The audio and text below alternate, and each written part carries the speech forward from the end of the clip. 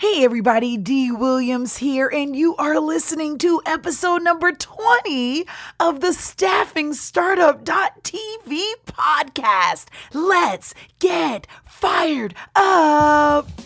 Welcome to Staffing Startup.tv, the podcast that gives you direct access to the world's leading recruitment, staffing, and startup experts. D. Williams speaks with amazing thought leaders, venture capitalists, and technology trendsetters about their journey, challenges, and successes related to recruitment, staffing, and hiring. Now, here's your host, D. Williams. Hey everybody, this is D. Williams, and welcome to the Staffing Startup.tv podcast, where we get fired up about recruitment and staffing. That's right. This podcast is all about the ins and outs, ups and downs, and all arounds of finding and nurturing and securing exceptional talent for companies all across the globe. And today we are diving right into one of my favorite segments, Driven Insights.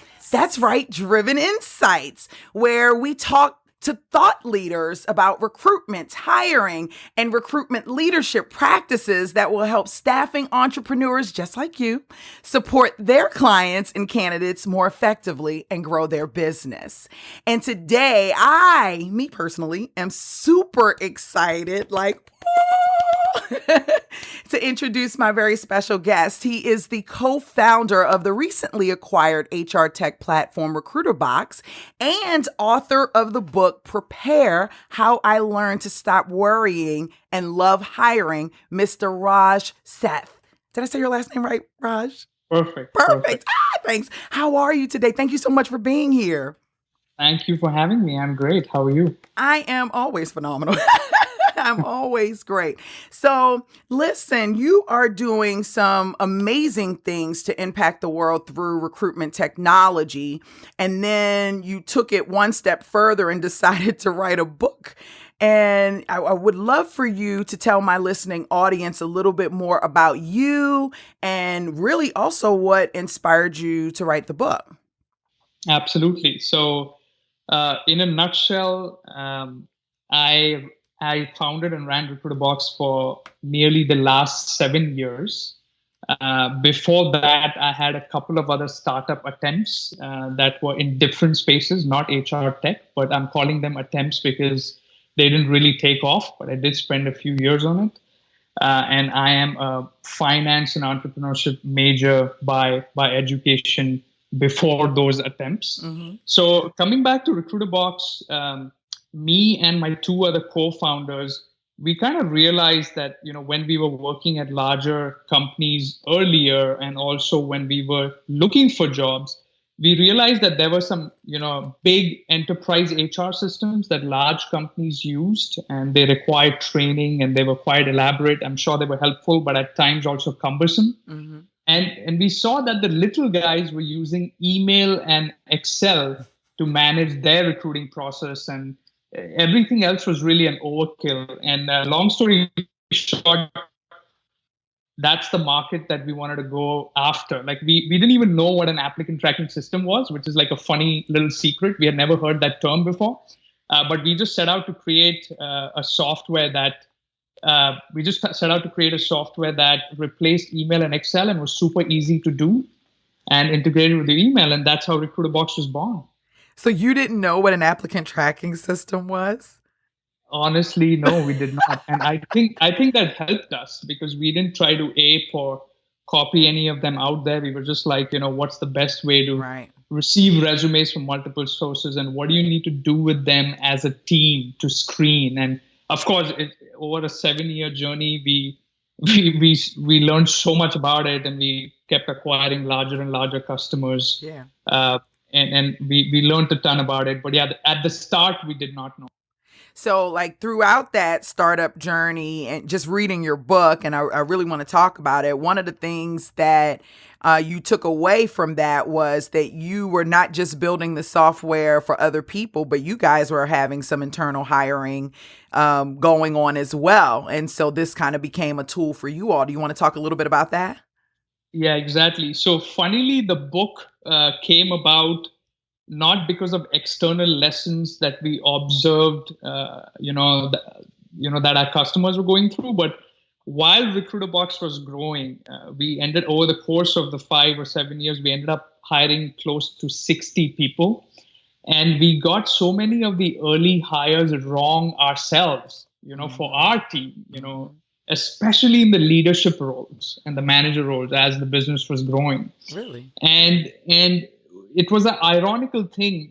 What we did as a business, our product kind of helped people manage the recruiting, but there's so much more to that, really, right? Because both the art and science of hiring, we were getting our asses kicked. And it was almost as if we were getting lucky sometimes, and we were like, oh, this is a human process. But then what we realized is we could change, some fundamental things and have a fundamental system or process in place, which is what the book is, Prepare. And we experimented with that system. And at one point, I remember over a year, I was 16 for 16. We hired 16 folks here in the US and for the customer facing team across marketing, sales, success, and support.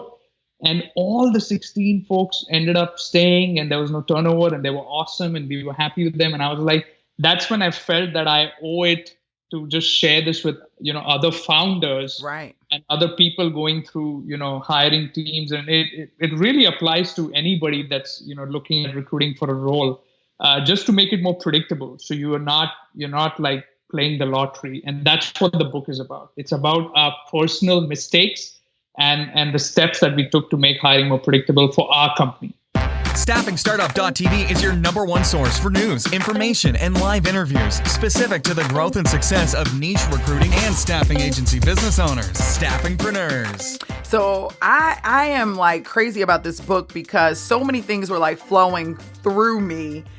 Just reading about, your journey and the process that you have gone. And I can see why you were 16 for 16. So I want to kind of talk about that hiring process a little bit. So one of the things that I loved about this book, and one of the reasons why I was so excited and passionate about you coming on to the podcast, was I feel like you can bring a very different perspective to my staffingpreneurs, right? In regards to this hiring process, a lot of times we take from a third party perspective, we take what the hiring manager gives us and then we just take it and run with it, right? We don't always feel like we have the power or we're given the flexibility to go in with the hiring manager and to really sit down and take that consultative role and to find out exactly what the hiring manager is looking for. And even in some instances, when we do try to go out and do that, they don't have time, right?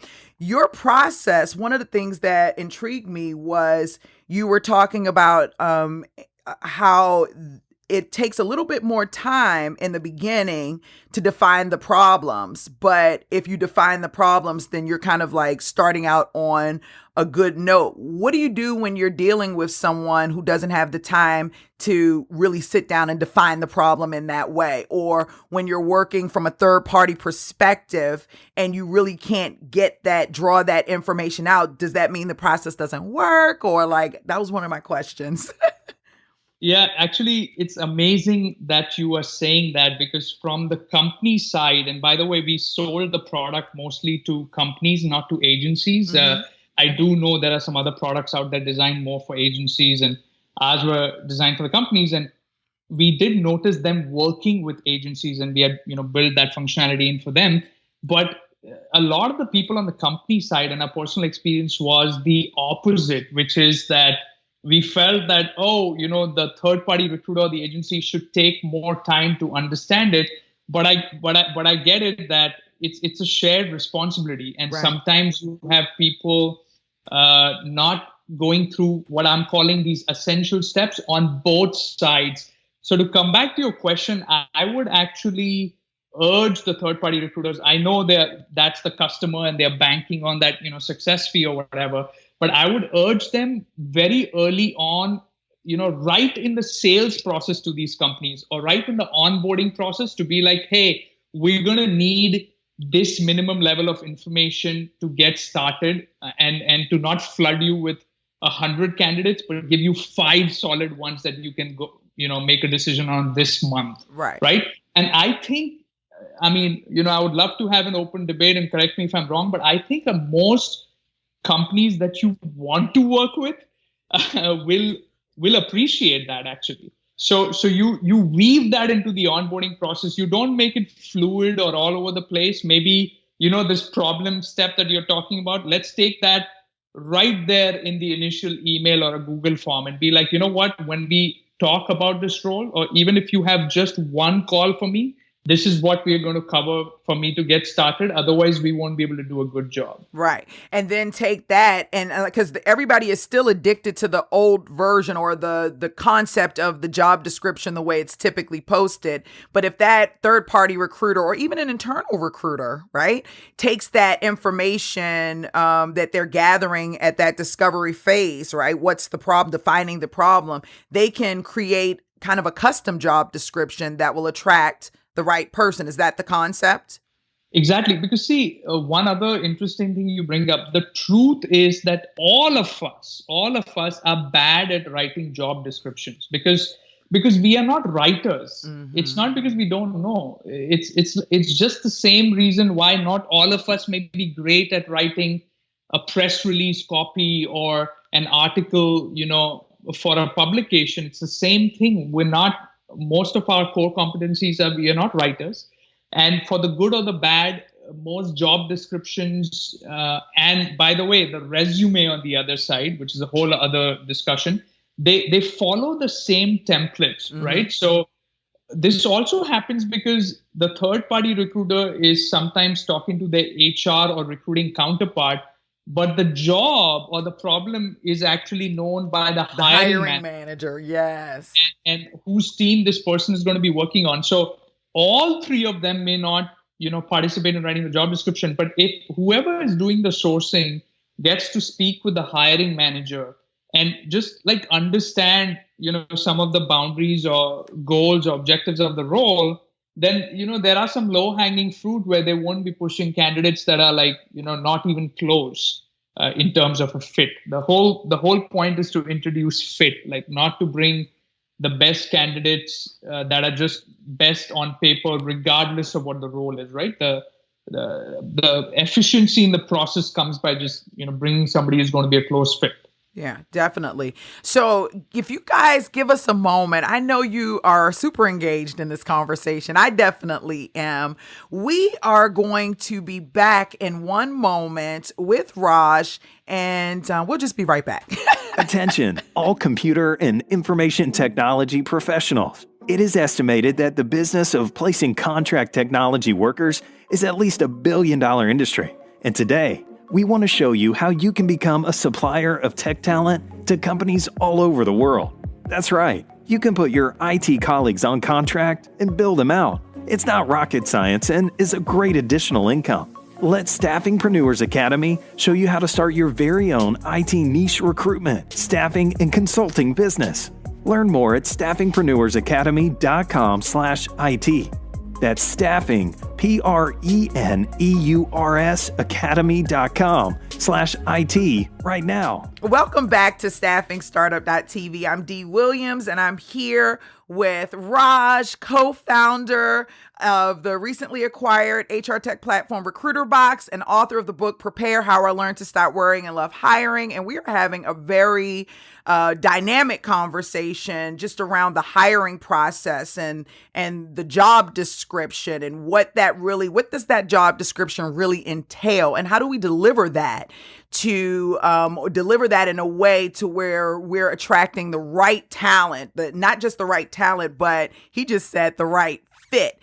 Can you take a moment and just define, because you were kind of playing around with it, but can you define a little bit more about what you mean about that fit? Because we say we're looking for a person, right, to fill a role. You're saying more we're looking for a fit. What does that mean? Define that. Sure. So let's take a real example, which is what we do in the book as well, and it will just make it more tangible. Mm-hmm. Let's say, we are a small, software company or startup company or a small business looking for a first salesperson or a first account executive, right? Okay. And of course, we can look at a lot of different sales profiles, but if you think about it, let's say a product is something that's not a big company enterprise product. It doesn't cost $100,000 a year. It costs $5,000 a year.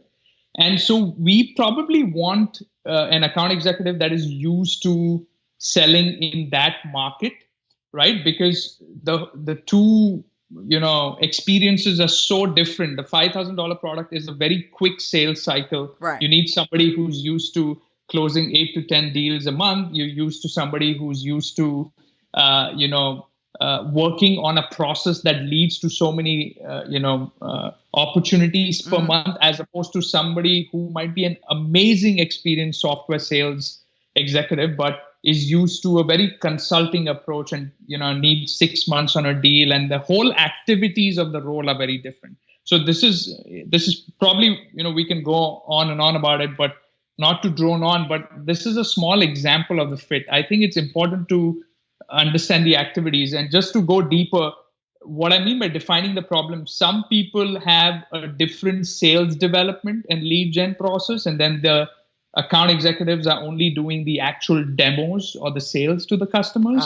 Whereas some people have not decided this yet and are looking for what we call a full cycle account executive. Means they want the person to hunt for the leads themselves and call and send cold emails and then also sell.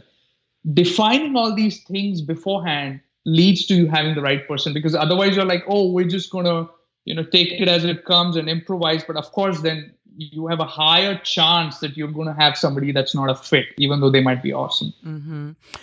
So, okay. So that's one area of fit I agree with 1,000%. However, I think that a lot of companies miss out on hiring great talent because they are looking for someone that has immediate experience versus someone who may have indirect experience and can come in and do a job where someone has had that immediate experience and they can do it and run circles around them. So how do you define that person as a fit? Because I feel like there are two different types of fits. You know what I'm saying? Yeah, absolutely. And in fact, I'm missing out on 2 or 3 more, which is the culture fit, or we'll talk about some of those concepts too.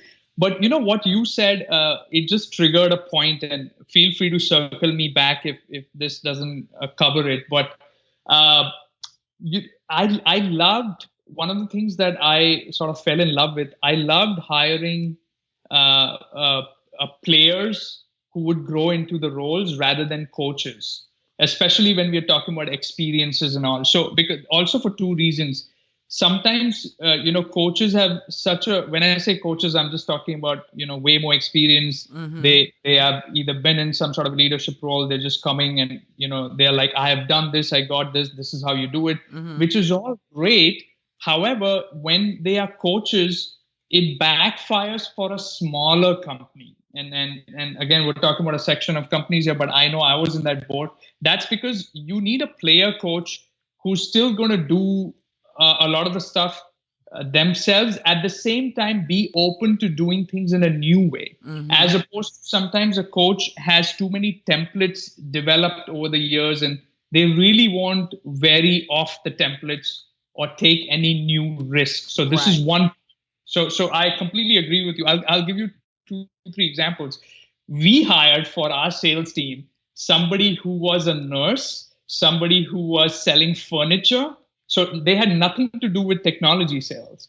And then somebody who worked for a city's environmental department. And because this is exactly like they didn't have the actual experience, but they had all the qualities that we had exactly defined. So which is the other 2, 3 things in the fit that I'm missing. And they had very high levels of empathy. They had very high levels of, aptitude on troubleshooting and understanding tools. And they just had like the right mindset over it. And, literally 2 weeks, 3 weeks, 4 weeks is all it took to get them up to speed and, make them battle ready to actually put them in front of customers. So I completely agree with you. It still requires that internal discussion and introspect of what are the fits we required, which is the bigger point here. Yeah, definitely. And I see it a lot when I recruit with hiring managers. I see that box that you were talking about, right? Um, trying to present to a hiring manager someone who may not necessarily look like they fit the bill is way more challenging. They really want to see someone who comes from the industry, who's worked for a competitor or something similar, and who has this degree requirement. They're very adamant about staying in this structured box. And me being the person that I am, I think that you can find great things that are not in a box, right? They just need an opportunity. And I Patty McCord, I talk about her all the time. People already know I'm like her biggest, I don't know, I guess fangirl. But I really admire her. And she talked about in her book Powerful how there was a software developer that they wanted to hire, and this guy didn't have great comm skills.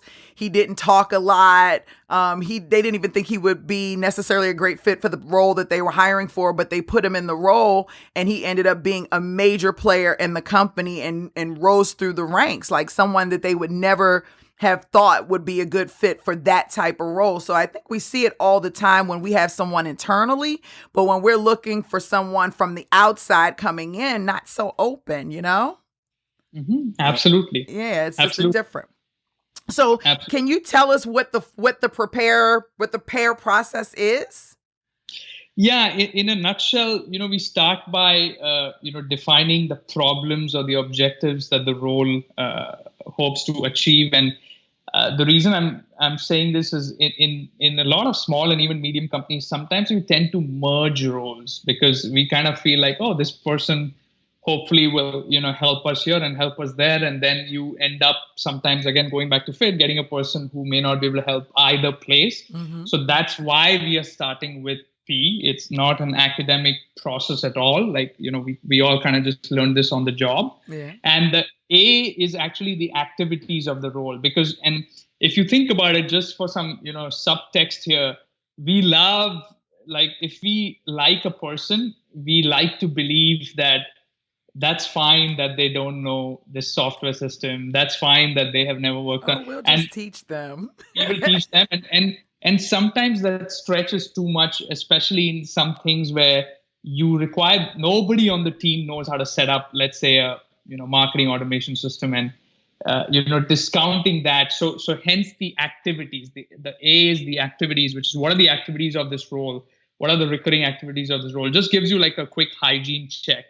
And R is the requirements, simply the requirements that a person would need to fulfill these said activities, right? Okay. And E is the evaluation, which is the most important part. Like, how do we, like, it's great to come up with all these activities and requirements, but how do you evaluate that? Like, what do you do in the interview? What do you do before the interview? Most recruiters listening to this will be like, all this is okay, but you come and screen my 300 candidates. I just got 300 candidates from Indeed. I just got 300 candidates from ZipRecruiter. But that is why at the screening stage, have them, like, I never go off the resume, because there's just, where is the structure in the resume? What should I read each of the 301? So basically, while they're attaching the resume on the form of your ATS, I would put a question in there. I would put like just one or two yes/no questions, or one or two one-line open-ended questions, and that would just tell me quickly, how do I get to my 30? How do I get to my 30 out of 300?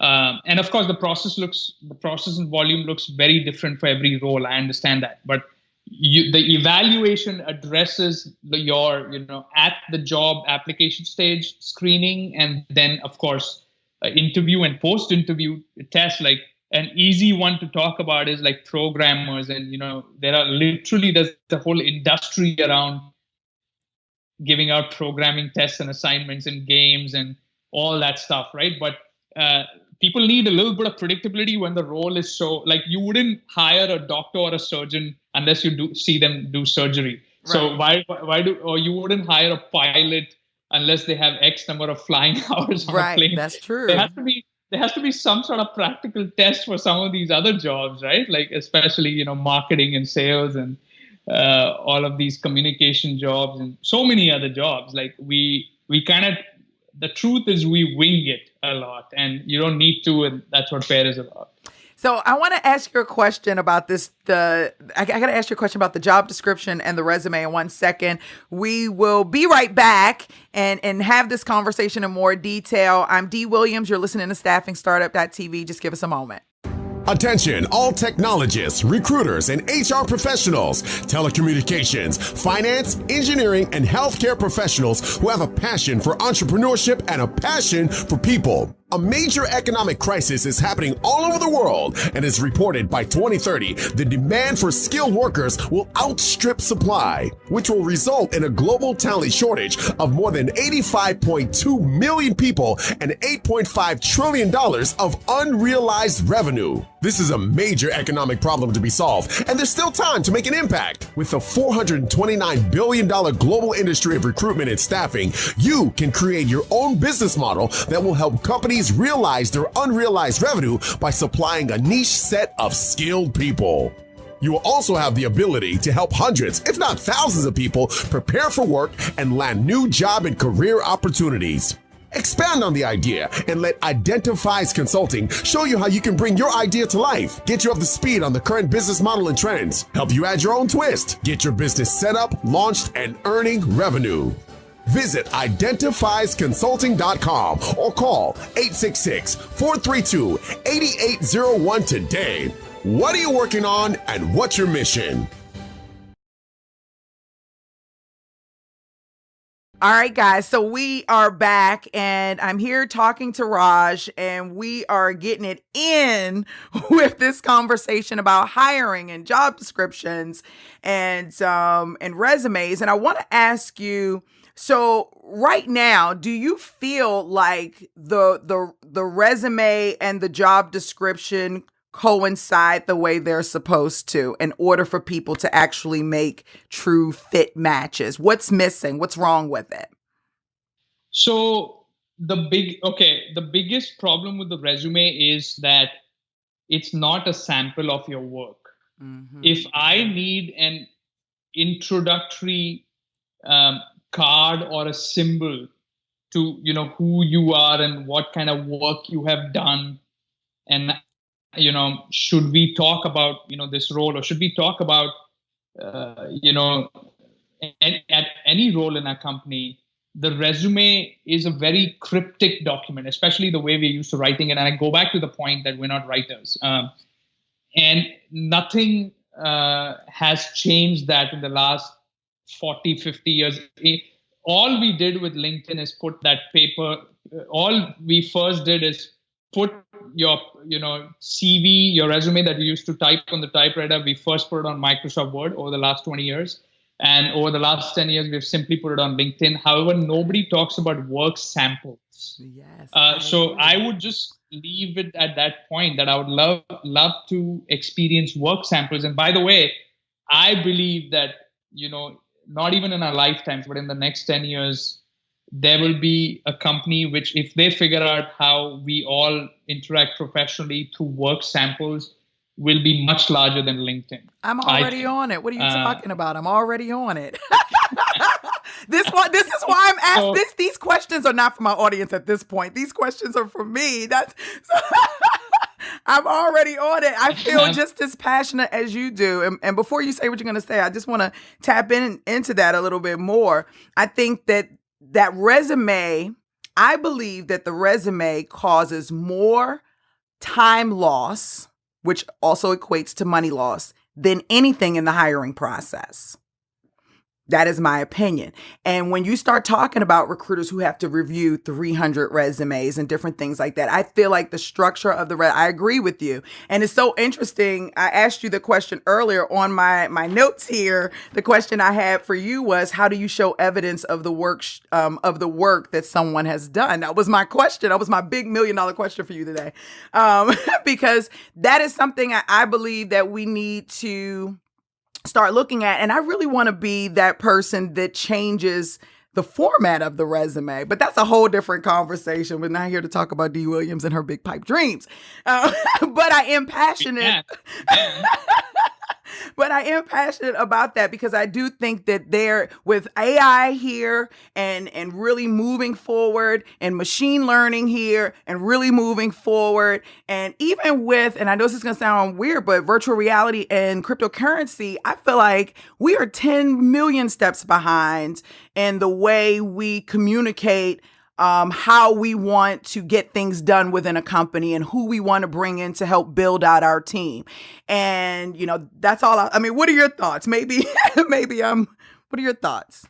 No, you're right. I of course, don't have like a specific, answer or solution. Otherwise, we all would be doing it right now, right? Right. You got to test it. But what I do feel, so there are some helpful analogies here. If you look at it, a lot of designers do this work sample stuff really well. A lot of small businesses, designers, freelancers, programmers, people that depend on marketing themselves well to earn that living or earn a paycheck. You can see that you would go to a freelance designer's website and what you're looking at is work samples, right. not the 3 schools they went to or the 15 manufactured lines that they have under those 5 last jobs, right? Like that. You're absolutely right. It's just more cognitive load for me to just read all that stuff, and it doesn't mean anything, as opposed to anything that gave me just an insight into, okay, who are you, where do you work, just like if you just took the headings of the resume, and you just need that for context, so I know kind of where you've been and what experience you have, and then I just want to look at a couple of work samples to get interested. Yeah. And that would be much faster screening. And Raj, I feel like that's cool. And I think it's easier to define from a tech perspective and from a marketing perspective, because their careers are, contingent upon that particular skill set that they do. And that's something tangible that we can see, like visibly, right? However, yeah.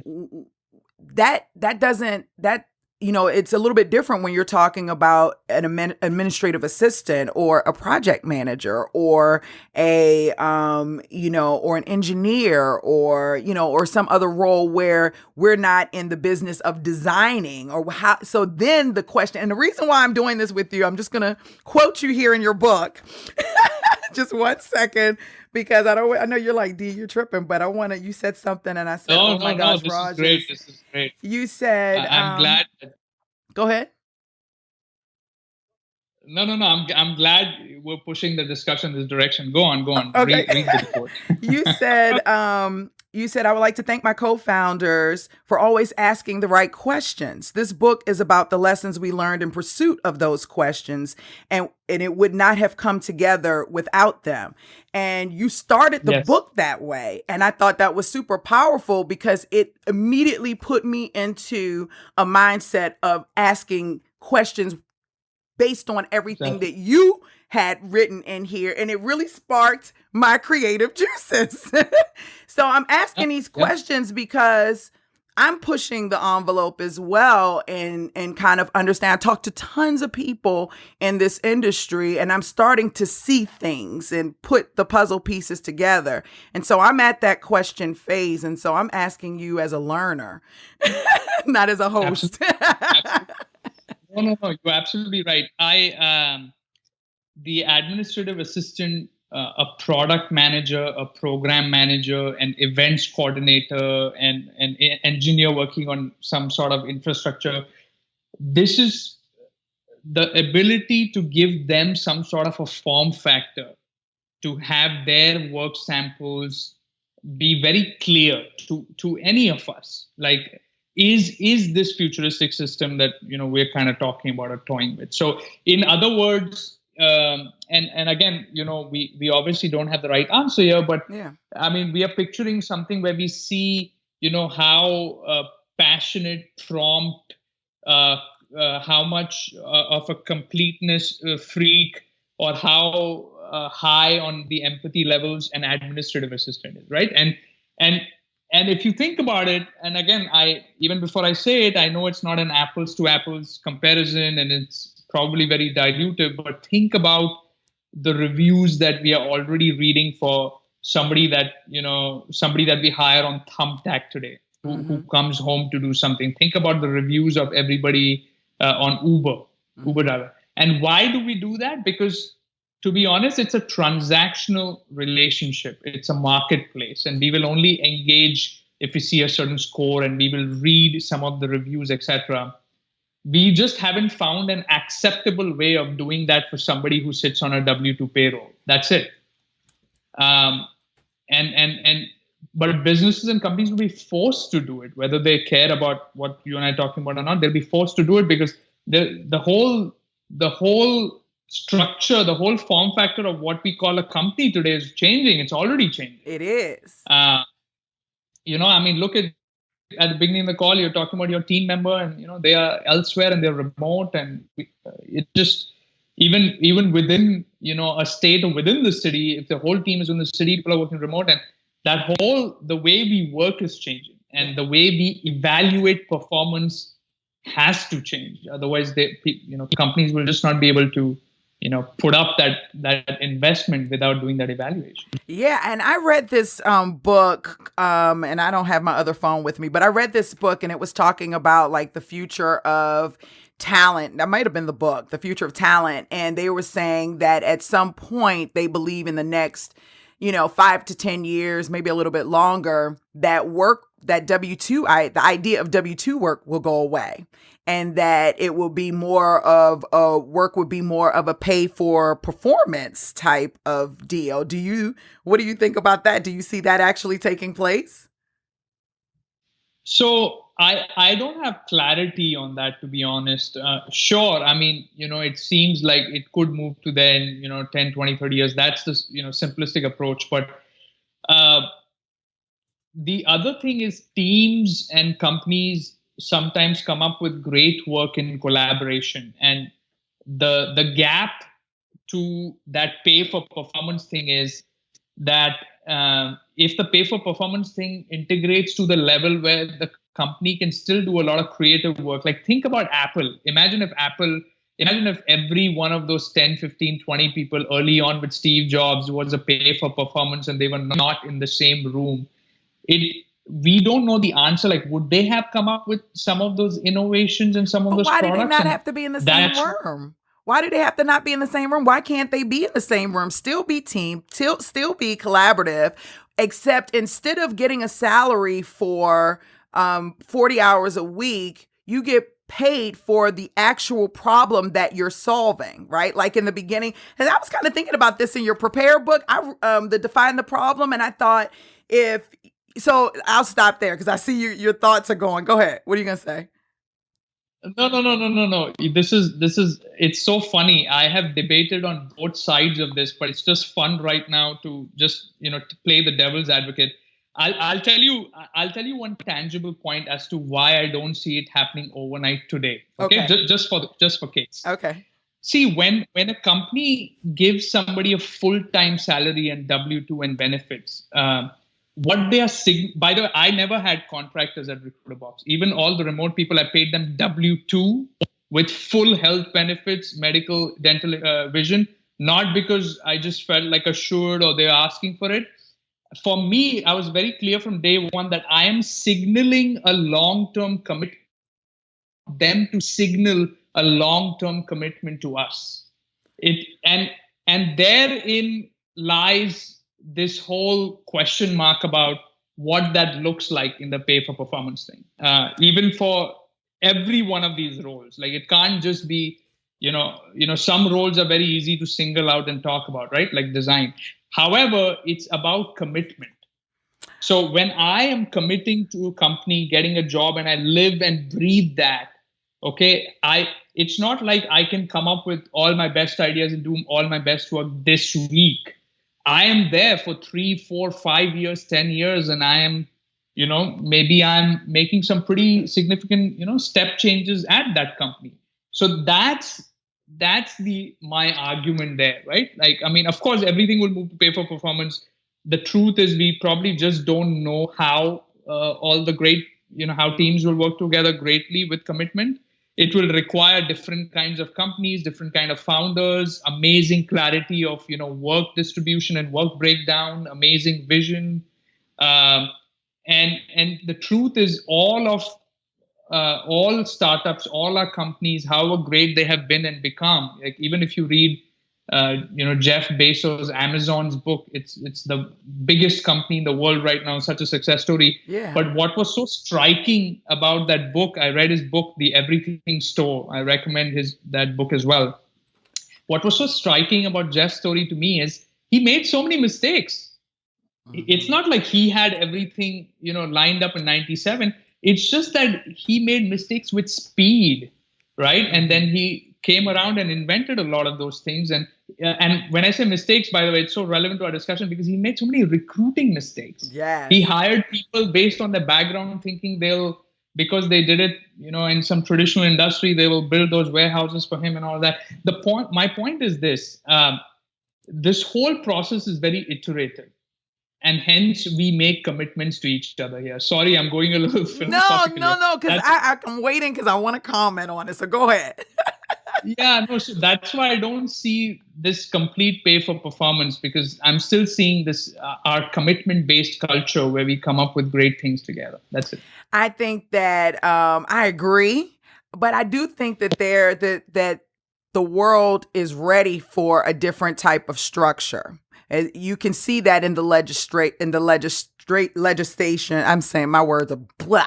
Legislation around pay, right? And I think that people would be very open and still committed. And the reason why I'm really concerned about the word commitment, or at least long-term commitment, is because our generation, you and I, are moving on. The new generation that's coming in aren't interested in long-term commitment. That is not their ammo. That's true. I mean, not no, from you are so right. Yeah, so long-term commitment is nothing. That has no value to the generation that's taking over the economy. And we have to be able to be on the cutting edge of that. Because we're going to end up spending so many millions of dollars in legislation and pay and compensate. Listen, you know how to do this, or can you do this? And if you haven't done it before, prove to me that you can. All right, now listen, we'll go ahead and we'll pay you, but we'll pay you based on your performance. So we define what those markers are, right? So if you can get to this point, we'll pay you this amount. You get to this point, we'll pay you or I don't know how it will work. I don't know if it's paid like that or if it's over a period of time, but I think that I think that we're getting to the place where we need to start having conversations about shifting the way things are functioning today. We have a whole new generation that they're pushing the edge, and it's like we're trying to catch up to them. But I think that that's not the most intelligent way about evolving, right? It's about just kind of looking at what's there and working with the evolution and helping it to do what it's supposed to do. Does that make sense? No, it does. It does. And this is I know this is quite a involved, hairy debate with so many points, and it affects so many people and across so many different kinds of industries and jobs. I agree. It's not. We're learning more every day. We're learning more every day. Raj, you are like I really enjoy talking to you. You allow me to do something that I love to do, which is to ask questions. And you respond, so that's even better.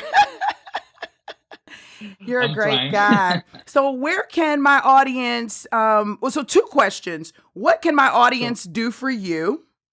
And where can they find you? Yeah, I don't know what do for me, but I just hope they ask questions of the roles, and even when there's so much outbound candidate outreach also happening, candidates get a lot of emails, companies get a lot of candidates. So just ask the right questions. That's simple. If you do, I appreciate you reading the book, by the way. That was a nice surprise. It was kind of written 3 years ago to help few customers out. But yeah, the book, again, is Prepare. It's on Amazon. You might have to type in Prepare Raj Sheth, which is also my name, to come up on the listing page and check it out if you want to. It's also on Kindle. And about reaching me, again, if you type in Raj Sheth RecruiterBox on LinkedIn, I'm there, or my Twitter handle is whoisraj.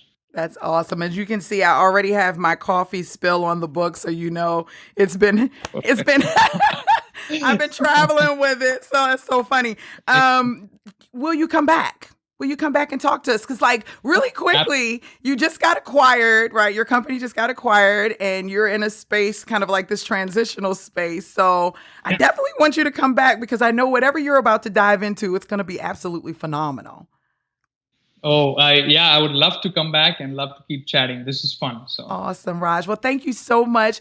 For all of you that are out there listening, please get Raj's book. It is absolutely amazing. It will spark so many thoughts and ideas, and in the way that you hire your talent and how you're delivering what you need for your organization. This is definitely one of the books that I recommend highly on the list. We're going to do a book list for the staffingstartup.tv. Right now, Raj is on top, but I feel like it's really a good book to read, but we're going to do a book list. I want to get you guys involved. I really appreciate you, Raj, for being here. Thank you so much for listening. My name is Dee Williams. You're listening to staffingstartup.tv. Bye. Talk to you soon.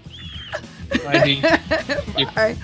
Thanks for listening to the staffingstartup.tv podcast. We hope you enjoyed this week's episode. If you'd like more information on any of our stories or would like to know how to get involved and share your story, head over to our website at staffingstartup.tv. Don't forget to subscribe to our podcast on iTunes, and please leave a 5-star rating and a super awesome review so others can enjoy the show too. Check out the live video footage on YouTube. Have a great week, and we'll see you next episode.